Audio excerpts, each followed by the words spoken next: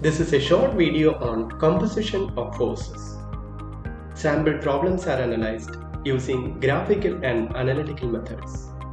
So, keep watching. Composition of forces. The process of finding out the resultant of a set of forces. The fundamental law of composition of forces is called the parallelogram law of forces. Consider two forces F1 and F2 simultaneously acting on a rigid body. As per the parallelogram law of forces, if these forces are represented in magnitude and direction by two adjacent sides of a parallelogram, then the resultant can be represented in magnitude and direction by the diagonal of the parallelogram passing through the point of intersection. Consider an example with forces 9 Newton and 7 Newton acting on a rigid body. Represent these forces as the adjacent sides of a parallelogram, considering the magnitude and direction. Now, the diagonal of the parallelogram represents the resultant in magnitude and direction. Here, in this example, we are making use of graphical method to establish the resultant. Graphical methods require precision drawing tools and are not so convenient on many occasions.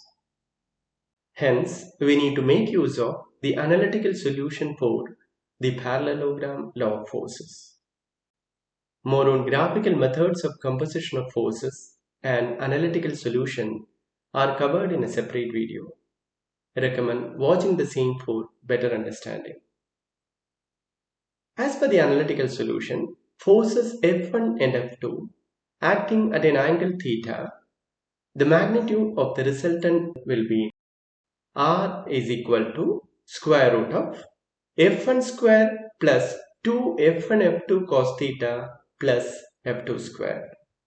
And the direction of the resultant with respect to force F1 will be alpha is equal to arctan or tan inverse F2 sin theta divided by F1 plus F2 cos theta.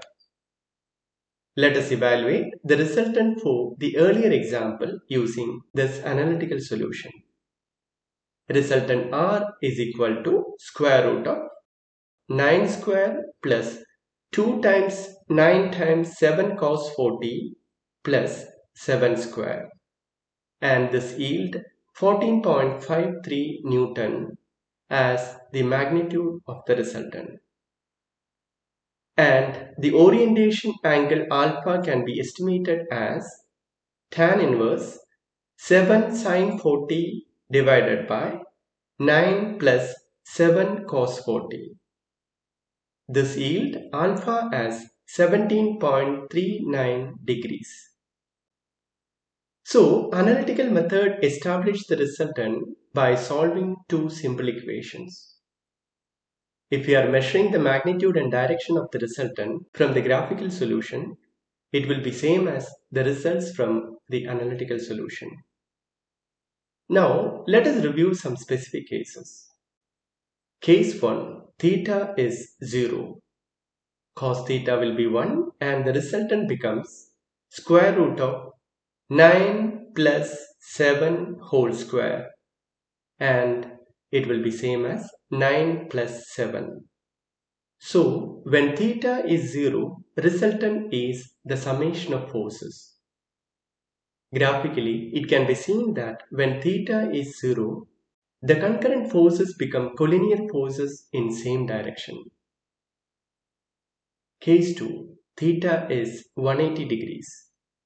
Cos theta will be minus 1 and the resultant becomes square root of 9 minus 7 whole square, and it will be same as 9 minus 7. Again, the magnitude of the resultant will be the algebraic sum of the forces. When theta is 180 degrees, the concurrent forces become collinear forces in opposite direction. Now, assume that we have an additional force of 10 Newton and we need to find out the resultant of all three.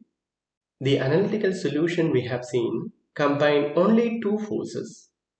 So in case of an additional force, the resultant of the first two forces need to be combined with the third force. And the angle theta will be the angle between the third force and the resultant of the first two. While following the graphical method, the resultant of the first two and the third force to be used while generating the parallelogram, and the diagonal of the same yield the final resultant. Alternatively, the Polygon law of forces can be used for faster results. In the analytical method, the procedure is to be repeated for each extra force. For complex problems, this procedure becomes quite tedious, and an alternate method making use of resolution of forces is followed. The composition of forces using the method of resolution is covered in a separate video. Hope this content was helpful in getting a quick overview of the topic. If you have comments, feel free to share them in the comment box. If you found this video informative, please give it a thumbs up and consider subscribing to stay updated on future episodes. Thanks for watching.